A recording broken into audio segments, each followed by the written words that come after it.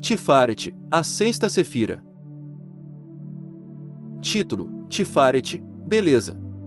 Hebraico: Teal, Pe, Aleph, Reis, Teal. Imagem mágica: um rei majestoso. Uma criança. Um deus sacrificado. Situação na árvore, no centro do pilar do equilíbrio.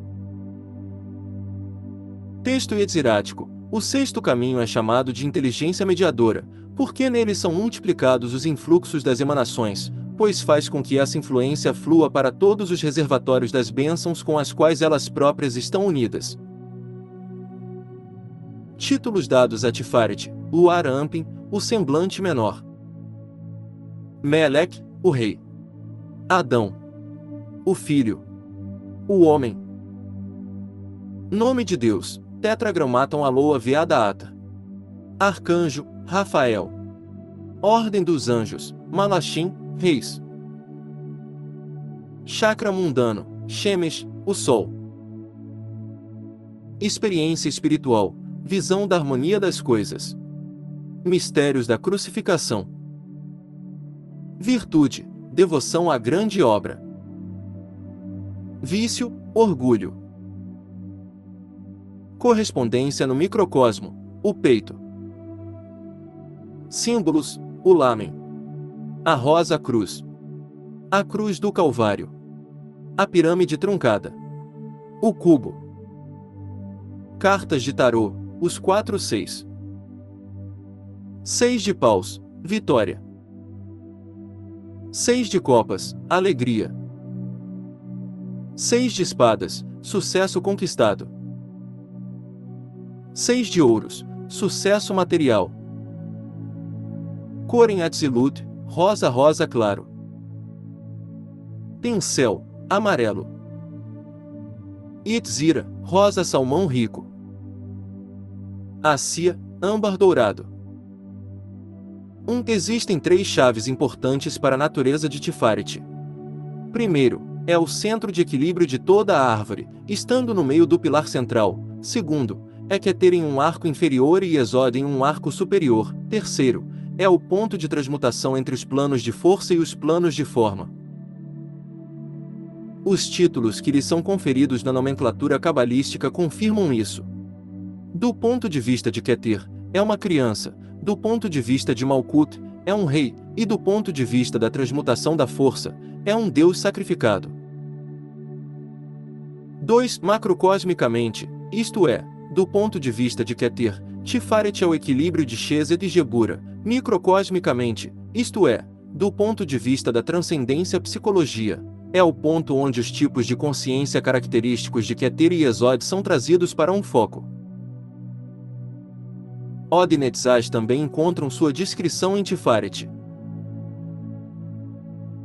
3 As 6 Sefirot, das quais Tiferet é o centro, são às vezes chamadas de Adam Kadmon, o homem arquetípico. De fato, Tiferet não pode ser corretamente entendido exceto como o ponto central dessas 6, onde governa como um rei em seu reino.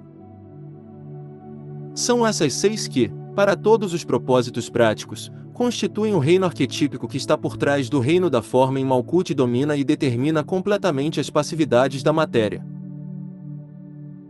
4. Quando temos que considerar uma Sefira em relação às suas vizinhas para interpretar à luz de sua posição na árvore, não é possível prosseguir com uma exposição inteiramente sistemática e ordenada do sistema cabalístico, pois devemos necessariamente nos antecipar com explicações parciais se nosso argumento deve ser compreensível.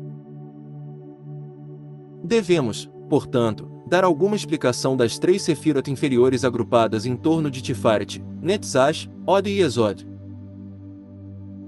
5. Netzach está preocupado com as forças da natureza e contatos elementais, Od com magia cerimonial e conhecimento oculto, e Yesod com psiquismo e o duplo etérico. O próprio Tiferet, apoiado por Gebura e Gedula, representa a vidência, ou o psiquismo superior da individualidade. Cada Sefira, é claro, tem seus aspectos subjetivos e objetivos, seu fator na psicologia e seu plano no universo. 6. As 4 Sefirot abaixo de Tiferet representam a personalidade ou eu inferior, as 4 Sefirot acima de Tiferet são a individualidade, ou eu superior, e Keter é a centelha divina, ou o núcleo de manifestação. 7. Tiferet, portanto, nunca deve ser considerado um fator isolado, mas como um elo, um ponto de foco, um centro de transição ou transmutação. O pilar central está sempre preocupado com a consciência. Os 2 pilares laterais com os diferentes modos de operação da força nos diferentes níveis. 8. Em Tiferet encontramos os ideais arquetípicos trazidos a um foco e transmutados em ideias arquetípicas. É, de fato, o lugar da encarnação. Por esta razão é chamado de criança. E porque a encarnação do ideal divino também implica a desencarnação sacrificial, a Tiferet são atribuídos os mistérios da crucificação, e todos os deuses sacrificados são colocados aqui quando a árvore é aplicada aos panteões. Deus Pai é atribuído a Keter, mas Deus Filho é atribuído a Tiferet pelas razões dadas acima. 9. A religião esotérica não vai mais longe na árvore do que Tiferet. Ela não tem compreensão dos mistérios da criação como representados pelo simbolismo de Keter, Chokhmah e Bina, nem dos modos de operação dos arcanjos escuros e brilhantes como representados no simbolismo de Gebura e Gedula, nem dos mistérios da consciência e da transmutação da força como representado na invisível Sefira da Atar, que não tem simbolismo. 10. Em Tiferet Deus se manifesta em forma e habita entre nós, ou seja, entra no alcance da consciência humana. Tiferet, o Filho, nos mostra Keter, o Pai. 11. Para que a forma possa ser estabilizada, as forças componentes das quais ela é construída devem ser colocadas em equilíbrio. Portanto, encontramos a ideia do mediador, ou redentor, inerente a esta Sefira. Quando a divindade em seu próprio ser se manifesta em forma, essa forma deve ser perfeitamente equilibrada. Alguém poderia com igual verdade reverter a proposição e dizer que quando as forças que constroem uma forma estão perfeitamente equilibradas, a divindade em seu próprio ser está se manifestando nessa forma de acordo com seu tipo. Deus se manifesta entre nós quando as condições permitem a manifestação. 12. Tendo chegado à manifestação nos planos da forma no aspecto criança de Tiferet, o Deus encarnado cresce até a maturidade e se torna o Redentor.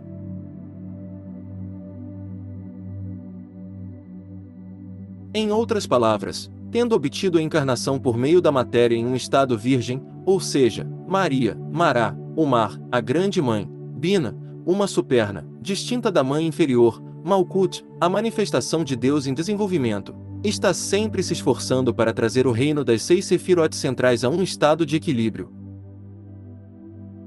13. Quando o glifo da queda é representado na árvore, é interessante notar que as cabeças da grande serpente que surge do caos só chegam até Tiferet e não a ultrapassam. 14. O Redentor, então, se manifesta em Tiferet, e está sempre se esforçando para redimir seu reino reunindo-o aos supernais através do abismo feito pela queda, que separou as Sefirot inferiores das superiores, e trazendo as diversas forças do reino sextuplo ao equilíbrio. 15. Para esse fim, os deuses encarnados são sacrificados, morrendo pelo povo, a fim de que a tremenda força emocional liberada por esse ato possa compensar a força desequilibrada do reino e, assim, redimi-lo ou trazê-lo ao equilíbrio. 16. É essa esfera na árvore que é chamada de centro de Cristo, e é aqui que a religião cristã tem seu ponto de foco. As fés panteístas, como a grega e a egípcia, centram-se em Yesod, e as fés metafísicas, como a budista e a confucionista, visam a Keter.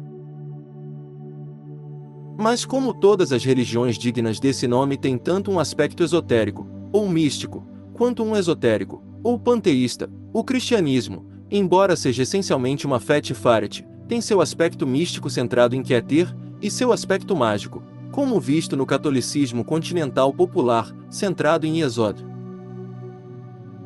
Seu aspecto evangélico visa uma concentração em Tiferet como criança e Deus sacrificado, e ignora o aspecto do reino centro do seu reino, cercado pelas 5 sagradas Sefirot da manifestação.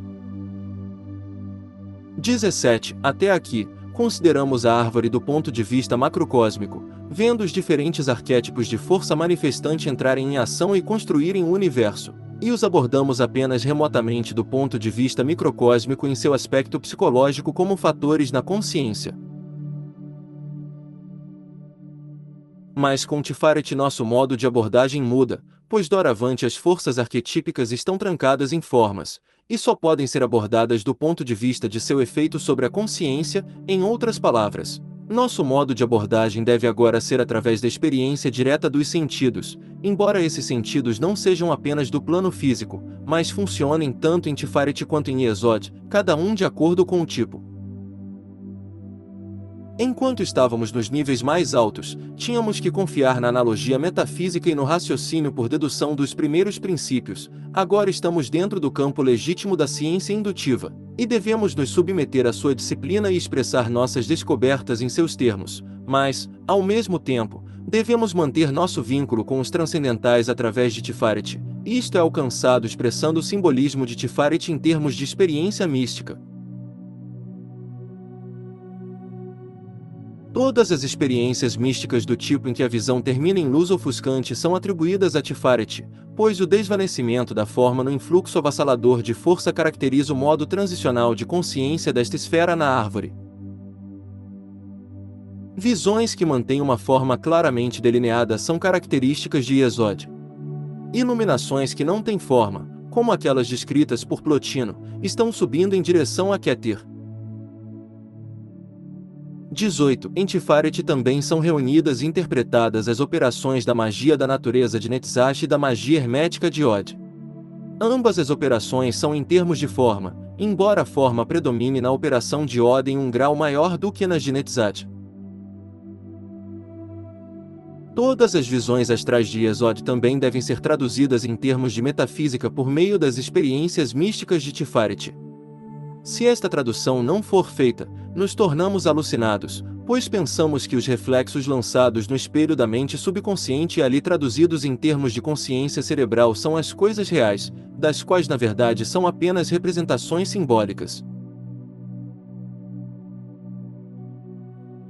19. Keter é metafísico, Yesod é psíquico, e Tiferet é essencialmente místico, místico sendo entendido como um modo de mentação no qual a consciência cessa de trabalhar em representações subconscientes simbólicas, mas apreende por meio de reações emocionais. 20. Os diferentes títulos e simbolismos adicionais atribuídos às várias Sefirot, e especialmente os nomes de Deus delas, nos dão uma chave muito importante para desvendar os mistérios da Bíblia, que é essencialmente um livro cabalístico. De acordo com a maneira como a divindade é referida, sabemos a qual esfera na árvore o modo particular de manifestação deve ser atribuído. Todas as referências ao Filho sempre se referem a Tiferet.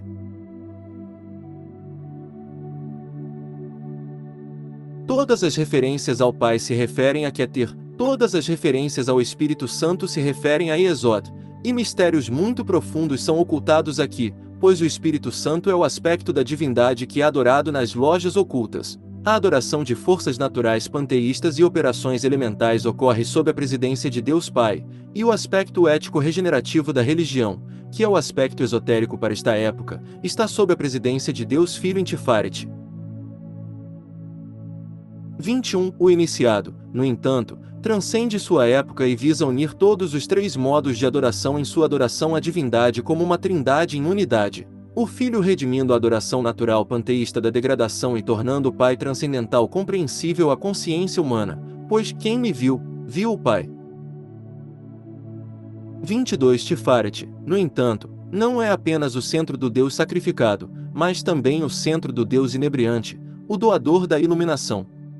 Dionísio é designado a este centro, bem como Osíris, pois, como já vimos, o pilar central está relacionado com os modos de consciência, e a consciência humana, surgindo de Yesod pelo caminho da flecha, recebe iluminação em Tiferet. Portanto, todos os doadores de iluminação nos panteões são designados para Tiferet. 23. A iluminação consiste na introdução da mente a um modo de consciência mais elevado do que aquele que é construído a partir da experiência sensorial. Na iluminação, a mente muda de marcha, por assim dizer. A menos que, no entanto, um novo modo de consciência seja conectado ao antigo e traduzido em termos de pensamento finito, ele permanece como um flash de luz tão brilhante que cega.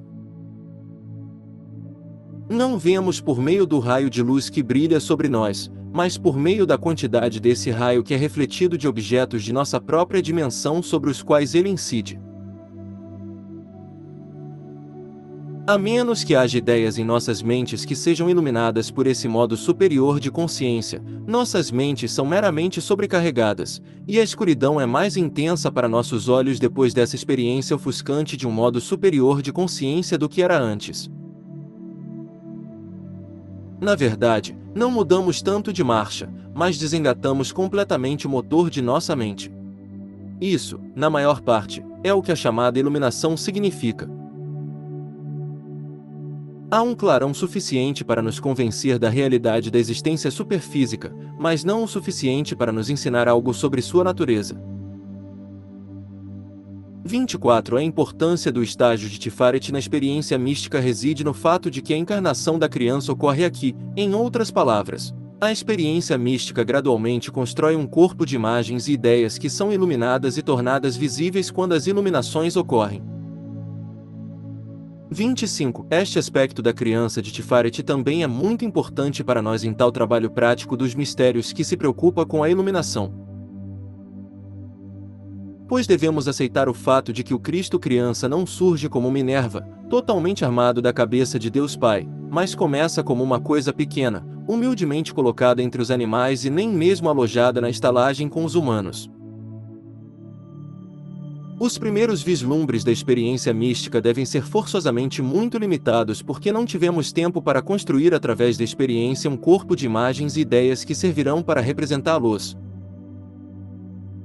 Estes só podem ser reunidos com o tempo, cada experiência transcendental adicionando sua cota e a meditação racional subsequente organizando-os.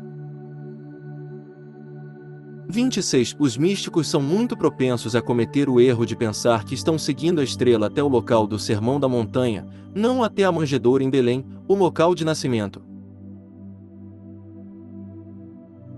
É aqui que o método da árvore é tão valioso, permitindo que o transcendente seja expresso em termos de simbolismo, e o simbolismo seja traduzido em termos de metafísica, ligando assim o psíquico ao espiritual por meio do intelecto, e trazendo todos os três aspectos de nossa consciência trinitária em foco. 27. É em Tiferet que essa tradução é feita, pois em Tiferet são recebidas as experiências místicas da consciência direta que iluminam os símbolos psíquicos. 28. O pilar central da árvore é essencialmente o pilar da consciência, assim como os dois pilares laterais são os pilares dos poderes ativo e passivo. Quando considerado microcosmicamente, ou seja, do ponto de vista da psicologia em vez da cosmologia, que é ter a centelha divina em torno da qual o ser individualizado se constrói, deve ser considerado o núcleo da consciência em vez da consciência em si. Da'at, a Sefira invisível, também está no pilar central, embora, estritamente falando, sempre pertença a outro plano daquele em que a árvore está sendo considerada. Por exemplo, como estamos considerando a árvore microcosmicamente no momento, Da'at seria o ponto de contato com o macrocosmo. Não é até chegarmos a Tiferet que obtemos uma consciência individualizada e nítida. 29. Tiferet é o ápice funcional da segunda tríade na árvore, cujos dois ângulos basais consistem em Gebura e Gedula, Chesed. Esta segunda tríade, emanando da primeira tríade dos três supernos, forma a individualidade em evolução, ou alma espiritual. É isso que perdura e se constrói ao longo de uma evolução, é disso que as personalidades sucessivas, as unidades de encarnação, são emanadas. É nisso que a essência ativa da experiência é absorvida no final de cada encarnação quando a unidade encarnante se dissolve em pó e éter. 30. É esta segunda tríade que forma a superalma, o eu superior, o sagrado anjo guardião, o primeiro iniciador.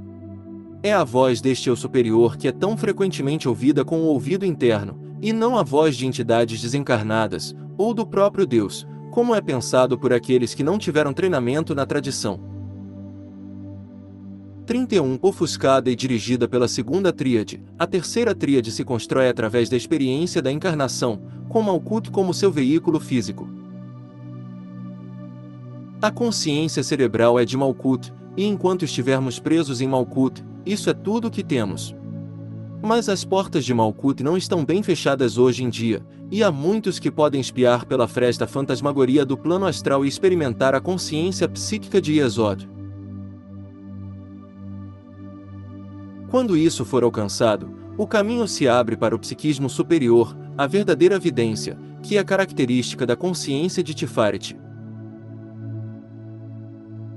32. Nossa primeira experiência do psiquismo superior, portanto, é geralmente em termos do psiquismo inferior para começar, pois temos apenas levantado o claro de Malkuth, e estão olhando para o sol de Tiferet da esfera lunar de Yesod. Portanto, ouvimos vozes com o ouvido interno e vemos visões com o olho interno, mas elas diferem da consciência psíquica comum porque não são representações diretas de formas astrais, mas apresentações simbólicas de coisas espirituais em termos de consciência astral. Esta é uma função normal da mente subconsciente, e é muito importante que ela seja completamente compreendida, pois concepções errôneas sobre este ponto dão origem a problemas muito sérios e podem até levar ao desequilíbrio mental. 33. Aqueles que estão familiarizados com a terminologia cabalística sabem que a primeira das maiores iniciações consiste no poder de desfrutar do conhecimento e da conversação do nosso santo anjo guardião. Este santo anjo guardião, seja lembrado, é realmente o nosso próprio eu superior. É a principal característica deste modo superior de mentação que não consiste nem em vozes nem em visões, mas é pura consciência, é uma intensificação da consciência. E desta aceleração da mente vem um poder peculiar de percepção e penetração que é da natureza da intuição hiperdesenvolvida. A consciência superior nunca é psíquica, mas sempre intuitiva, não contendo imagens sensoriais. É esta ausência de imagens sensoriais que diz ao iniciado experiente que ele está no nível da consciência superior. 34. Os antigos reconheceram isso, e diferenciaram entre os métodos mânticos que induziam os contatos ptúnicos, ou do submundo, e a embriaguez divina dos mistérios. As mênades correndo no trem de Dionísio eram de uma ordem de iniciação totalmente diferente das pitonisas. As pitonisas eram médios e psíquicas, mas as mênades, as iniciadas dos mistérios dionisíacos, desfrutavam da exaltação da consciência e de uma aceleração da vida que as capacitava a realizar prodígios surpreendentes de força. 35. Todas as religiões dinâmicas têm esse aspecto dionisíaco. Mesmo na religião cristã, muitos santos deixaram registros do Cristo crucificado de sua devoção, chegando a eles finalmente como um noivo divino. E quando falam dessa embriaguez divina que chega a eles, sua linguagem usa as metáforas do amor humano como sua expressão apropriada. Quão adorável és tu, minha irmã, minha esposa! Desmaia-de os beijos dos lábios de Deus. Essas coisas dizem muito para aqueles que têm entendimento. 36. O aspecto dionisíaco da religião representa um fator essencial na psicologia humana, e é a incompreensão desse fator que, por um lado, impede a manifestação das experiências espirituais mais elevadas em nossa civilização moderna e, por outro, permite as estranhas aberrações do sentimento religioso que, de tempos em tempos, dão origem a escândalos e tragédias nos altos escalões dos movimentos religiosos mais dinâmicos. 37. Há uma certa concentração e exaltação emocional que torna as fases superiores da consciência disponíveis e sem as quais é impossível alcançá-las. As imagens do plano astral passam para uma intensidade de emoção que é como um fogo ardente. Quando toda a escória da natureza se transforma em chamas, a fumaça se dissipa e ficamos com o calor branco da consciência pura. Pela própria natureza da mente humana, com o cérebro como seu instrumento, esse calor branco não pode durar muito, mas no breve espaço de sua duração, ocorrem mudanças no temperamento, e a própria mente recebe novos conceitos e passa por uma expansão que nunca se retrai totalmente. A tremenda exaltação da experiência morre, mas ficamos com uma expansão permanente da personalidade, uma capacidade aumentada para a vida em geral e um poder de realização de realidades espirituais que nunca poderiam ter sido nossos se não tivéssemos sido balançados à força através do grande abismo da consciência pelo ímpeto do êxtase. 38. Os líderes espirituais modernos não têm conhecimento da técnica da produção deliberada de êxtase e nenhuma ideia de como direcioná-lo quando ocorre espontaneamente. Os avivalistas conseguem produzir uma forma branda dele entre pessoas pouco sofisticadas por meio de magnetismo pessoal, e o valor de um avivalista é julgado por seu poder de inebriar seus ouvintes. Mas as consequências dessa embriaguez tendem a ser como as consequências de qualquer outra embriaguez, e a vida parece extremamente obsoleta, plana e inútil quando o avivalista passa para outros campos de atividade. Como a embriaguez morre, o convertido pensa que perdeu Deus. Ninguém parece perceber que o êxtase é um flash de magnésio na consciência, e se fosse prolongado, queimaria o cérebro e o sistema nervoso. Mas embora não possa ser, e não deva ser, prolongado, por meios dela passamos pelo centro morto da consciência e despertamos para uma vida superior. 39. A técnica da árvore dá uma definição precisa a essas experiências espirituais, e aqueles que são treinados nessa técnica não confundem a agitação de sua própria consciência superior com a voz de Deus. Da consciência sensorial de Malkuth, através do psiquismo astral de Yesod, as intuições sem forma e consciência acelerada de Tiferet, elas sobem e descem suave e habilmente, nunca confundindo os planos ou permitindo que eles vazem um para o outro, mas trazendo todos eles em foco em uma consciência centralizada. 40. Tiferet é chamada pelos cabalistas de Shemesh, ou a esfera do Sol, e é interessante notar que todos os deuses Sol são deuses da cura, e todos os deuses da cura são deuses Sol, um fato que nos dá o que pensar. 41. O Sol é o ponto central da nossa existência. Sem o Sol não haveria sistema solar. A luz solar desempenha um papel muito importante no metabolismo, no processo de vida, das criaturas vivas, e toda a nutrição das plantas verdes depende dela. Sua influência está intimamente ligada à das vitaminas, como é comprovado pelo fato de que certas vitaminas podem ser usadas para suplementar suas atividades. Vemos, portanto, que a luz solar é um fator muito importante para o nosso bem-estar. Poderíamos ir ainda mais longe e dizer que ela é essencial para a nossa existência e que nossa associação com o Sol é muito mais íntima do que imaginamos. 42. O símbolo do Sol no reino mineral é o ouro, puro e precioso, que todas as nações concordaram em chamar de metal do Sol e reconhecer como o metal mais precioso e a unidade básica de troca. O papel desempenhado pelo ouro na política das nações excede em muito sua utilidade intrínseca como metal. É, além disso, a única substância na Terra que é incorruptível e imaculada. Pode ficar opaco pelo acúmulo de sujeira em sua superfície, mas o metal em si, ao contrário da prata ou do ferro, não sofre nenhuma alteração química ou decomposição. Nem a água o corrói. 43. O Sol é para nós verdadeiramente o doador da vida e fonte de todo ser, é o único símbolo adequado de Deus Pai, que pode ser apropriadamente chamado de Sol por trás do Sol, Tiferet, de fato, sendo o reflexo imediato de Keter. É através da mediação do Sol que a vida vem à Terra, e é por meio da consciência Tiferet que contatamos as fontes de vitalidade e as extraímos, consciente e inconscientemente. 44. O Sol é, acima de todas as coisas, o símbolo da energia manifesta, são jorros repentinos e incomuns de energia solar espiritual que causam a embriaguez divina do êxtase, é o ouro, como base do dinheiro, que é o representante objetivo da força vital externalizada, pois, em verdade, dinheiro é vida e vida é dinheiro, pois sem dinheiro não podemos ter plenitude de vida. A força vital, manifestando-se no plano físico como energia e no plano mental como inteligência e conhecimento, pode ser transmutada pela alquimia apropriada em dinheiro, que é um símbolo da capacidade ou energia de alguém. O dinheiro é o símbolo da energia humana, por meio da qual podemos armazenar nossa produção de trabalho hora a hora, recebendo-a de volta como salário no final da semana e gastando-a em necessidades ou guardando-a para uso futuro, conforme acharmos adequado.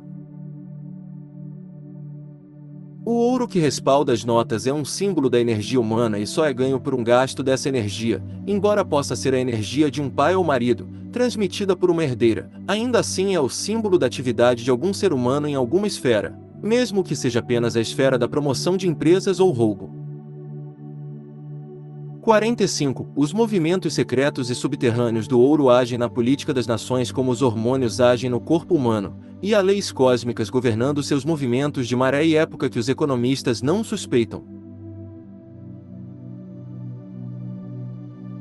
46. Keter, o espaço, a fonte de toda a existência, reflete-se em Tifaret, que atua como um transformador e distribuidor da energia espiritual primordial. Recebemos essa energia diretamente por meio da luz solar e indiretamente por meio da clorofila nas plantas verdes, que as permite utilizar a luz solar, e que comemos em primeira mão em alimentos vegetais e em segunda mão nos tecidos de criaturas herbívoras. 47. Mas o Deus Sol é mais do que a fonte da vida. Ele também é o curador quando a vida dá errado. Pois é a vida, mais, menos ou mal direcionada, que é a atividade nos processos de doença. A doença não tem energia, exceto a que toma emprestado da vida do organismo. É, portanto, por ajustes na força vital que a cura deve ser realizada, e os deuses do Sol são os deuses naturais a serem invocados nesta conexão, pois a vida e o Sol estão intimamente conectados. 48. É por meio de seu conhecimento da manipulação da influência solar que os antigos sacerdotes iniciados realizavam suas curas, e a adoração ao Sol estava na raiz do culto de Esculápio da Grécia Antiga. 49. Nós, modernos, aprendemos o valor da luz solar e das vitaminas em nossa economia fisiológica, mas não percebemos o papel muito importante desempenhado pelo aspecto espiritual das influências solares em nossa economia psíquica, usando essa palavra em seu sentido de dicionário. Há um fator Tifarit na alma do homem que, de acordo com a tradição antiga, tem sua correspondência física no plexo solar, não na cabeça ou no coração, que é capaz de captar o aspecto sutil da energia solar da mesma forma que a clorofila na folha de uma planta capta seu aspecto mais tangível. Se formos cortados dessa energia e impedidos de assimilá-la, nos tornamos tão doentios e fracos em mente e corpo quanto plantas crescendo em um porão cortadas de seu aspecto mais tangível. 50. Esse corte do aspecto espiritual da natureza se deve a atitudes mentais. Quando nos recusamos a reconhecer nossa parte na natureza e a parte da natureza em nós, inibimos esse fluxo livre de magnetismo vivificante entre a parte e o todo, e, na falta de certos elementos essenciais à função espiritual, a saúde psíquica é impossível.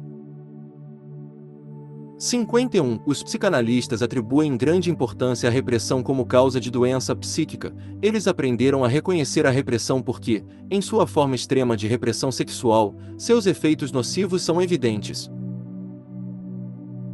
Eles não perceberam, no entanto, que a repressão sexual, a menos que seja causada por circunstâncias, caso em que não dá origem à dissociação, é apenas o resultado de uma causa que está muito mais profunda do que o sexo e tem suas raízes em uma falsa espiritualidade, um refinamento e idealismo espúrios, que levaram ao corte das simpatias, do reconhecimento, da gratidão de uma criatura viva do doador da vida, o aspecto superior da natureza. Isso é causado por uma vaidade espiritual que considera os aspectos mais primitivos da natureza como abaixo de sua dignidade. 52. É por causa de nossos ideais espúrios com seus valores falsos que temos tanta doença neurótica em nosso meio.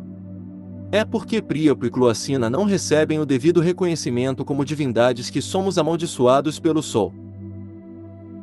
Deus é separado de sua influência benigna, pois um insulto aos seus aspectos subsidiários é um insulto a ele. 53. Quando uma criatura não está em um estado adequado para a reprodução, os avanços sexuais são repelentes a ela. Esta é a base natural da modéstia e protege o organismo do desperdício e da exaustão. Como um acúmulo de excrementos em decomposição dá origem a doenças, o odor de seus excrementos é repulsivo para criaturas vivas até mesmo do desenvolvimento mais baixo, de modo que elas evitam sua vizinhança. Dessas duas repulsões, tão racionais e valiosas sob condições naturais, sob nossas condições artificiais de vida civilizada, todos os tipos de tabus irracionais cresceram. A repulsão é exagerada e não serve mais ao seu propósito biológico. 54. Nossa atitude em relação a duas seções importantes da vida natural implica que elas são antinaturais, degradadas, venenosas. Consequentemente, nos cortamos dos contatos terrestres, então o circuito é quebrado e os contatos celestiais também falham conosco. A corrente cósmica decide Keter, através de Tiferet e Yesod, para Malkut. Se o circuito for quebrado em qualquer lugar, ele não pode funcionar. É verdade que é impossível quebrar totalmente o circuito durante a vida, pois os processos vitais estão tão profundamente enraizados na natureza que não podemos suprimi-los completamente, mas uma atitude mental pode causar tal torção do tubo, por assim dizer, pode isolar e inibir, que apenas um fluxo escasso pode ser sugado contra a resistência do organismo desesperado. 55. Em Tiferet, o centro solar, temos o espiritual se manifestando no natural, e devemos reverenciar o Deus Sol como representante da naturalização dos processos espirituais. A espiritualização dos processos naturais teve muito a responder na história do sofrimento humano. 56. Os símbolos atribuídos à sexta Sefira tornam-se um estudo muito esclarecedor quando os examinamos à luz do que agora sabemos sobre o significado de Tiferet, pois temos aqui um exemplo muito claro da maneira como os símbolos atribuídos a uma dada Sefira se entrelaçam dentro e fora, em longas cadeias de associações interrelacionadas. 57. O significado da palavra hebraica Tiferet é beleza, e das muitas definições de beleza que foram propostas, a mais satisfatória é aquilo que encontra beleza em uma proporção devida e justa, qualquer que seja a coisa bela, seja moral ou material. É interessante, portanto, encontrar a Sefira da beleza como o ponto central de equilíbrio de toda a árvore, e que uma das duas experiências espirituais atribuídas a Tiferet é a visão da harmonia das coisas. 58. É curioso que duas experiências espirituais separadas, e à primeira vista, não relacionadas sejam atribuídas a Tiferet. Ela é, de fato, a única esfera na árvore onde isso ocorre. Ela também é a única por ter várias imagens mágicas atribuídas a ela. Devemos, portanto, nos perguntar por que a Sefira central tem esses múltiplos aspectos. A resposta pode ser encontrada no texto Yetzirático atribuído a Tiferet, que declara que o sexto caminho é chamado de inteligência mediadora. Um mediador é essencialmente um elo de conexão, um intermediário. Consequentemente, Tiferet, em sua posição central, deve ser encarado como um interruptor de mão dupla, e devemos considerá-lo tanto como receptor dos influxos das emanações quanto como causador do fluxo dessa influência para todos os reservatórios das bênçãos. Podemos, portanto, encará-lo como a manifestação externa das 5 Sefirot mais sutis, e também como o princípio espiritual por trás das 4 Sefirot mais densas. Se olhado do lado da forma, é força; se olhado do lado da força, é forma. É, de fato, a Sefira arquetípica na qual os grandes princípios representados pelas 5 Sefirot superiores são formulados em conceitos, nela são multiplicados os influxos das emanações, como declara o Sefer Yetzirah. 59. O nome Zuar-Anpin, semblante menor, distinto de Arik-Anpin, o semblante vasto, um dos títulos de Keter, reforça ainda mais essa ideia. Pois as formulações sem forma de Keter tomam forma nesta, a esfera da mente superior. Como observado anteriormente, Keter é refletido em Tiferet. O ancião dos dias vê a si mesmo refletido como em um vidro, e a imagem refletida do semblante vasto é chamada de semblante menor e o filho. 60. Mas embora seja uma manifestação menor e uma geração mais jovem, quando vista de cima, Tiferet também é Adam Kadmon, o homem arquetípico, quando visto de baixo, do lado, isto é, de Yesod e Malkut. Tiferet Amalek, o rei, o marido de Malca, a noiva, que é um dos títulos de Malkut.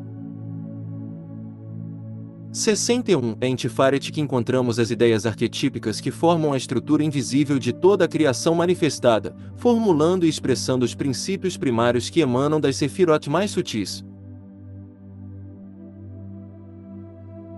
É, por assim dizer, uma casa do tesouro de imagens em um arco superior, mas enquanto o plano astral é povoado por imagens refletidas de formas, as imagens da esfera de Tiferet são aquelas que formulam, e por assim dizer, cristalizam, das emanações espirituais das potências superiores. 62. Tiferet media entre o microcosmo e o macrocosmo, assim como em cima, assim embaixo, é a tônica da esfera de Shemesh, onde o Sol que está atrás do Sol se concentra na manifestação. 63. Na anatomia do homem divino está a interpretação de toda a organização e evolução. De fato, o universo material é literalmente os órgãos e membros deste homem divino, e é através de uma compreensão da alma de Adam Kadmon, que consiste nos influxos das emanações, que podemos interpretar sua anatomia em termos de função, que é a única maneira pela qual a anatomia pode ser inteligentemente apreciada. É porque a ciência se contenta amplamente em ser descritiva, e se encolhe de explicações propositais, que ela é tão estéril de toda importância filosófica. 64. Na psicologia transcendental, que é a anatomia do microcosmo, o peito é a correspondência atribuída a Tiferet. No peito estão os pulmões e o coração, e imediatamente abaixo desses órgãos, intimamente conectado a eles e controlando-os, está a maior rede de nervos do corpo, conhecida como plexo solar, apropriadamente assim chamada pelos antigos anatomistas. Os pulmões mantêm uma relação singularmente íntima entre o microcosmo e o macrocosmo, determinando o movimento de maré incessante da atmosfera, para dentro e para fora, para dentro e para fora, que nunca cessa dia ou noite, até que a tigela de ouro seja quebrada e o cordão de prata seja solto e paremos de respirar. O coração determina a circulação do sangue, e o sangue, como Paracelso verdadeiramente disse, é um fluido singular. A medicina moderna sabe bem o que a luz solar significa para o sangue. Ela também descobriu que a clorofila, que é a substância verde nas folhas das plantas que as permite utilizar a luz solar como fonte de energia, tem uma influência muito potente sobre a pressão sanguínea. 65. As três imagens mágicas de Tiferet são curiosas, pois à primeira vista elas são tão completamente não relacionadas que cada uma parece cancelar as outras. Mas à luz do que agora sabemos sobre Tiferet, seu significado e relacionamento aparecem claramente, falando através da linguagem do simbolismo, especialmente quando estudados à luz da vida de Jesus Cristo, o Filho. 66. Tiferet, sendo a primeira coagulação dos supernais, é apropriadamente representada como a criança recém-nascida na manjedoura em Belém. Como o Deus sacrificado, ele se torna o mediador entre Deus e o homem. E quando ele ressuscitou dos mortos, ele é como um rei vindo para seu reino. Tiferet é o filho de Keter e o rei de Malkut, e em sua própria esfera ele é sacrificado. 67. Não entenderemos Tiferet corretamente a menos que tenhamos algum conceito do significado real do sacrifício, que é muito diferente do popular, que o concebe como a perda voluntária de algo querido. Sacrifício é a tradução da força de uma forma para outra. Não existe destruição total da força, por mais que ela desapareça completamente do nosso conhecimento, ela se mantém em alguma outra forma de acordo com a grande lei natural da conservação de energia, que é a lei que mantém nosso universo em existência. A energia pode estar presa na forma e, portanto, estática, ou pode estar livre de sua escravidão à forma e em circulação. Quando fazemos um sacrifício de qualquer tipo, tomamos uma forma estática de energia e, ao quebrar a forma que a aprisiona, a colocamos em livre circulação no cosmos. Aquilo que sacrificamos em uma forma aparece novamente no devido tempo em outra forma. Aplique este conceito às ideias religiosas e éticas de sacrifício e algumas pistas muito valiosas serão obtidas. 68. O nome divino desta esfera é Aloha Veada Atra, que a associa intimamente à Sefira invisível que fica entre ela e Keter. Esta Sefira, como já vimos, pode ser melhor entendida como apreensão, o amanhecer da consciência, e podemos interpretar a frase Tetragrammaton Aloha Veada Atra como o Deus manifestado na esfera da mente. 69. No microcosmo, Tiferet representa o psiquismo superior, um modo de consciência da individualidade, ou eu superior. É essencialmente a esfera do misticismo religioso, distinto da magia e psiquismo de Yesod, pois seja lembrado, as Sefirot do pilar central da árvore representam níveis de consciência, e as Sefirot nos pilares laterais representam poderes e modos de funcionamento. Tiferet também é dito ser a esfera dos grandes mestres, é o templo não feito por mãos, eterno nos céus e a grande loja branca. É aqui que o adepto iniciado funciona quando na consciência superior, aqui que ele espera encontrar os mestres, e é por meio do nome, e por uma compreensão do significado do nome de Aloha Veada Atra que ele abre a consciência superior. 70. Pois note-se que é somente na proporção do significado que uma palavra tem para nós que ela se torna uma palavra de poder. O nome de sua vítima é uma palavra de poder para um assassino, e tal é sua potência reconhecida que em alguns países um instrumento para registrar as mudanças de pressão sanguínea é preso ao braço de um suspeito enquanto ele está sendo interrogado pela polícia, e o nome do homem morto, e outras palavras relacionadas ao crime, são subitamente sussurradas em seu ouvido, e se estas são palavras de poder para ele, o instrumento as registra além de qualquer dúvida. 71. Acredita-se popularmente que nomes de poder exercem influência direta sobre espíritos, anjos, demônios e coisas do tipo, mas não é assim. O nome de poder exerce sua influência sobre o mago, e ao exaltar e direcionar a consciência o capacita a entrar em contato com um tipo escolhido de influência espiritual, se ele teve experiência daquele tipo particular de influência. A palavra de poder despertará potentes memórias subconscientes, se ele não tiver, e abordar o assunto com o espírito pouco imaginativo e incrédulo do estudioso. Os nomes bárbaros de evocação serão apenas ocus pocus para ele. Mas note-se que para o católico crente, ocus pocus, que é o nome protestante para engano e superstição e do qual deriva a palavra oax, significa hoc est corpus, o que é uma história completamente diferente. Há muito no ponto de vista sobre esses assuntos.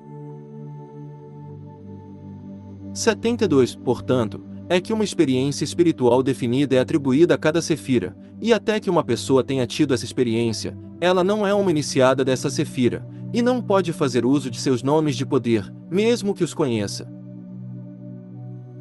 Como diz a tradição, não basta conhecer um nome de poder, é preciso também saber como vibrá-lo. Acredita-se geralmente que a vibração de um nome de poder é a nota certa para cantá-lo, mas a vibração mágica é algo muito mais do que isso. Quando alguém está profundamente comovido e, ao mesmo tempo, devocionalmente exaltado, a voz cai vários tons abaixo do seu tom normal e se torna ressonante e vibrante. É esse tremor de emoção combinado com a ressonância da devoção que constitui a vibração de um nome. E isso não pode ser aprendido ou ensinado, só pode ser espontâneo. É como o vento, sopra onde ouve. Quando chega, sacode a pessoa da cabeça aos calcanhares com uma onda de calor ardente, e todos que a ouvem involuntariamente ficam em posição de sentido. É uma experiência extraordinária ouvir uma palavra de poder vibrada. É uma experiência ainda mais extraordinária vibrá-la. 73. O arcanjo de Tiferet é Rafael, o espírito que está no sol, que também é o anjo da cura. 74. Quando o iniciado está trabalhando na árvore, isto é, está construindo em sua imaginação um diagrama da árvore da vida em sua aura, ele formula Tiferet em seu plexo solar entre o abdômen e o peito. Se ele pretende trabalhar na esfera da sexta sefira, e concentra o poder neste centro, ele descobrirá que ele próprio se tornou de repente um espírito em pé no sol, com a fotosfera resplandecente ao seu redor. Uma coisa é formular uma sefira na aura de alguém, mas é outra bem diferente encontrar-se bem dentro da sefira. Embora se possa receber a influência de uma sefira por meio da operação anterior, e seja um bom método de rotina para a meditação diária, não é até que se tenha invertido, por assim dizer, virado de dentro para fora, de modo que a posição seja invertida, e em vez da esfera estar dentro de alguém, alguém esteja dentro da esfera, que se pode trabalhar com o poder de uma sefira. É essa experiência que é o ápice da iniciação de uma sefira. 75. A ordem dos anjos de Tiferet são os Malachim, ou reis. Esses são os princípios espirituais das forças naturais, e ninguém pode controlar, ou mesmo fazer contato seguro com os princípios elementais a menos que tenha a iniciação de Tiferet, que é a de um adepto menor. Pois ele deve ter sido aceito pelos reis elementais, ou seja, ele deve ter percebido a natureza espiritual última das forças naturais antes de poder lidar com elas em sua forma elemental. Em sua forma elemental subjetiva, eles aparecem no microcosmo como poderosos instintos de combate, de reprodução, de auto-humilhação, de auto-engrandecimento, e todos aqueles fatores emocionais conhecidos pelo psicólogo. É óbvio, portanto, que se agitarmos e estimularmos essas emoções em nossas naturezas, deve ser para que possamos usá-las como servos do eu superior, dirigidos pela razão e pelo princípio espiritual. É necessário, portanto, que quando operamos as forças elementais, o façamos através dos reis, sob a presidência do arcanjo e pela invocação do santo nome de Deus apropriado à esfera. Microcosmicamente, isso significa que as poderosas forças motrizes elementais de nossa natureza estão correlacionadas com o eu superior, em vez de serem dissociadas no submundo clifótico do inconsciente freudiano. 76. Operações elementais não são, é claro, realizadas na esfera de Tiferet, mas é essencial que elas sejam controladas da esfera de Tiferet se quiserem permanecer magia branca. Se não houver tal controle superior, elas logo deslizarão para a magia negra. Disse que na queda as 4 Sefirot inferiores se separaram de Tiferet e se assimilaram às Clifot. Quando as forças elementais se separam de seus princípios espirituais e nossos conceitos para que se tornem fins em si mesmas, mesmo que nenhum mal, mas apenas experimentação, seja pretendido, uma queda ocorre e a degeneração logo se segue. Mas quando percebemos claramente o princípio espiritual por trás de todas as coisas naturais, elas estão então em um estado de inocência, para usar um termo teológico com uma conotação definida, elas não são caídas, e podemos trabalhar com elas com segurança e desenvolvê-las vantajosamente em nossas próprias naturezas, trazendo assim a não repressão e o equilíbrio tão necessários à saúde mental. Esta correlação do natural com o espiritual, mantendo-o assim não caído em um estado de inocência, é um ponto muito importante em todos os trabalhos práticos em qualquer forma de magia.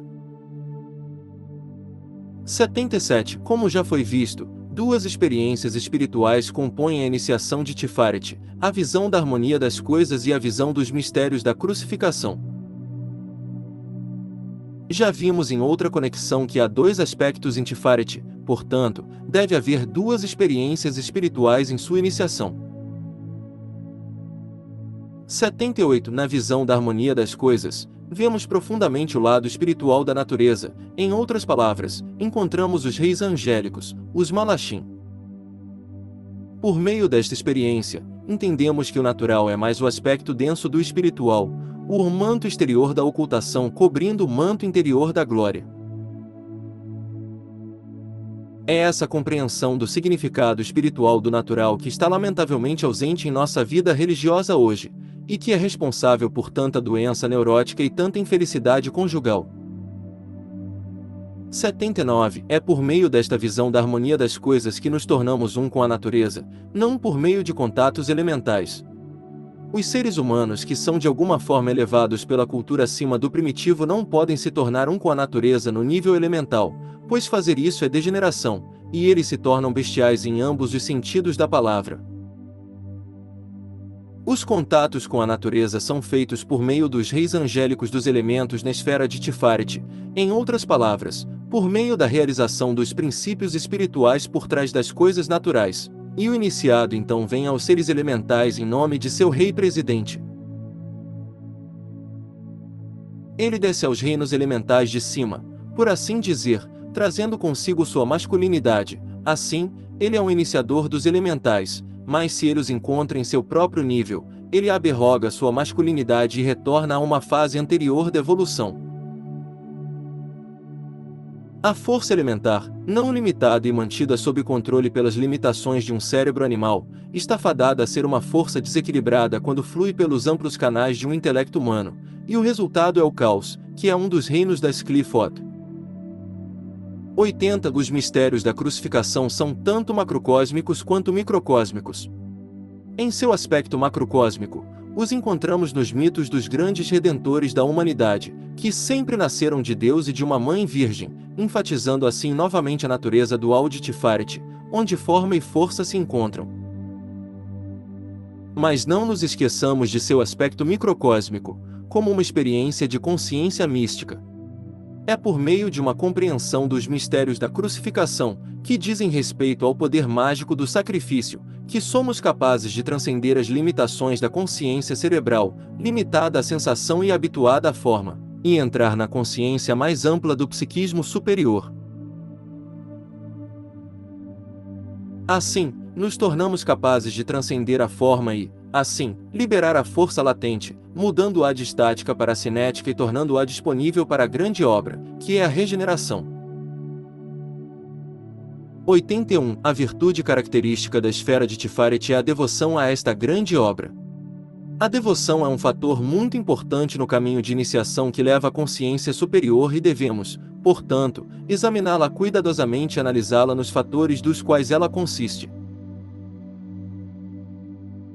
Devoção pode ser definida como amor por algo superior a nós mesmos, algo que evoca nosso idealismo, que, enquanto desesperamos de nos tornarmos iguais a ele, ainda nos faz aspirar a nos tornarmos como ele, contemplando como em um espelho a glória do Senhor, somos transformados na mesma imagem de glória em glória.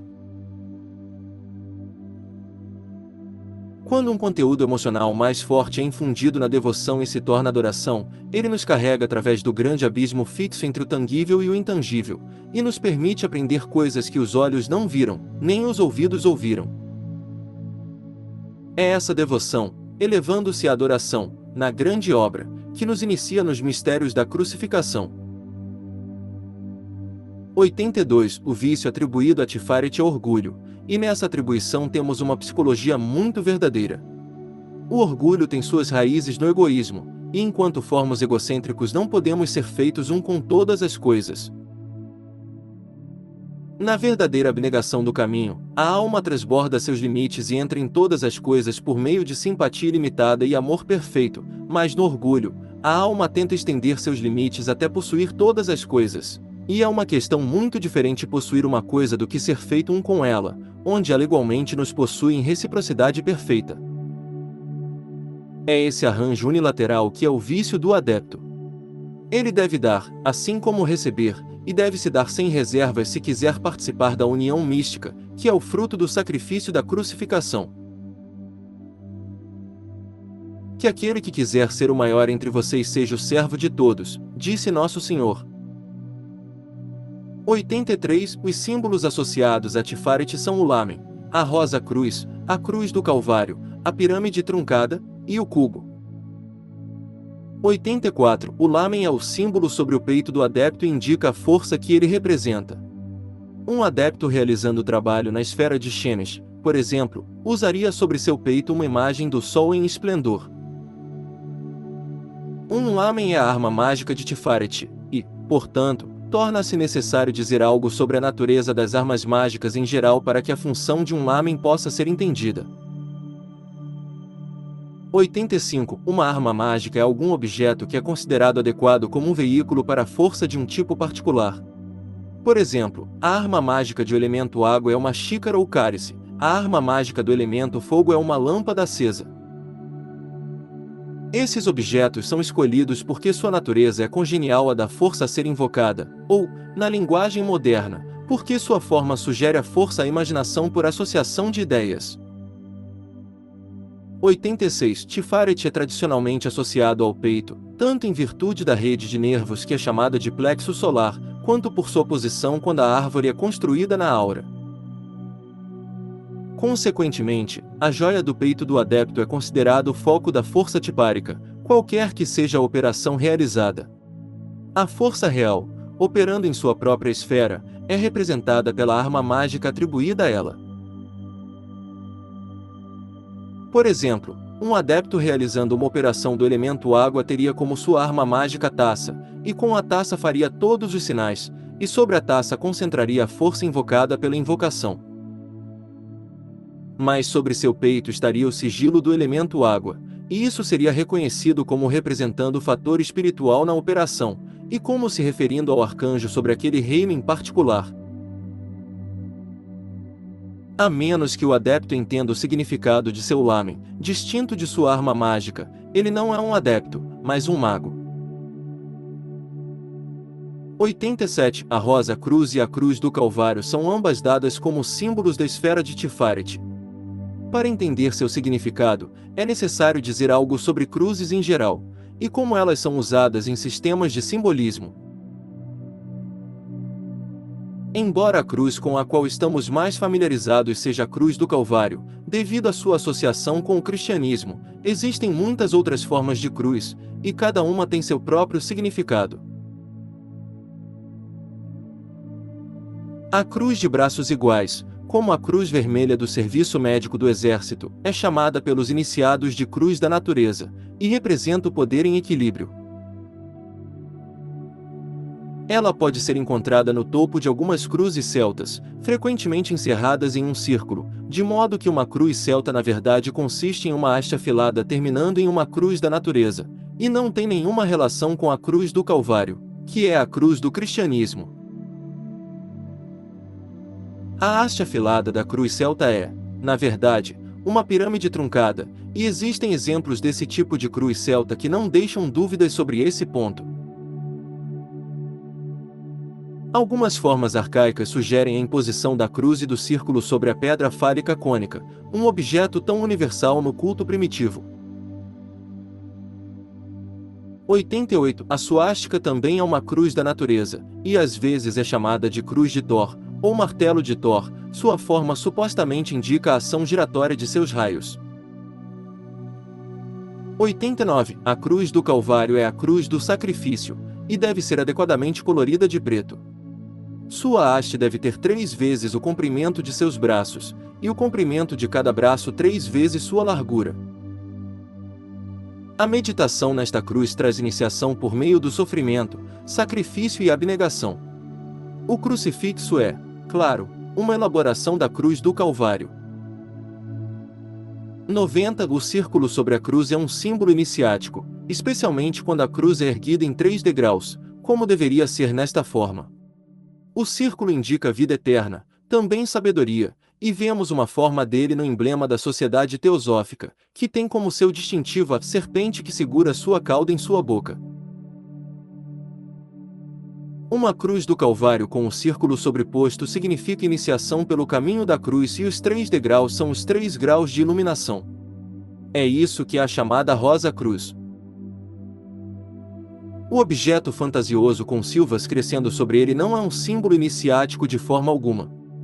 A rosa associada à cruz no simbolismo ocidental é a rosa mundi, e é uma chave para a interpretação das forças da natureza.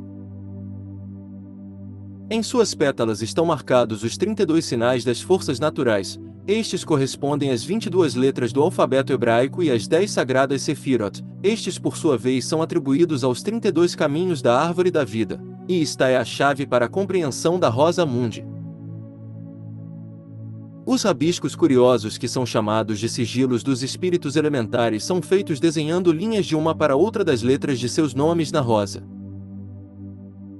91. À luz desta explicação, não temos nenhuma perda em entender o valor das reivindicações daquelas organizações que ostentam um emblema floral como seu símbolo. Eles estão no mesmo nível daqueles do cavalheiro que exigiu de seu armarinho uma gravata de escola pública com um pouco de vermelho. 92. O cubo é geralmente dito como atribuído a Tiferet porque é uma figura de 6 lados, e 6 é o número de Tiferet. Mas há mais do que isso no simbolismo do cubo.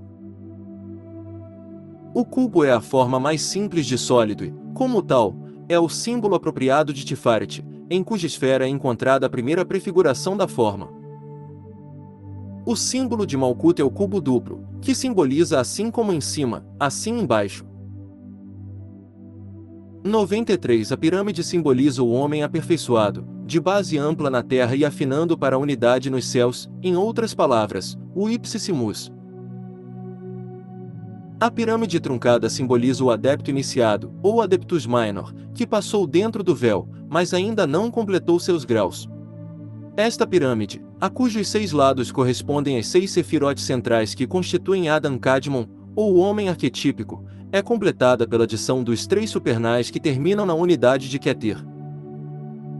94. Os 6 dos naipes do tarô também são atribuídos a Tiferet, e neles a natureza harmoniosa e equilibrada desta sefira mostra-se claramente. O 6 de paus é o senhor da vitória. O 6 de copas, o senhor da alegria. Até mesmo o maléfico naipe de espadas é sintonizado com a harmonia nesta esfera, e o 6 de espadas é conhecido como o senhor do sucesso conquistado, isto é, sucesso alcançado após luta. O 6 de ouros é sucesso material, em outras palavras, poder em equilíbrio.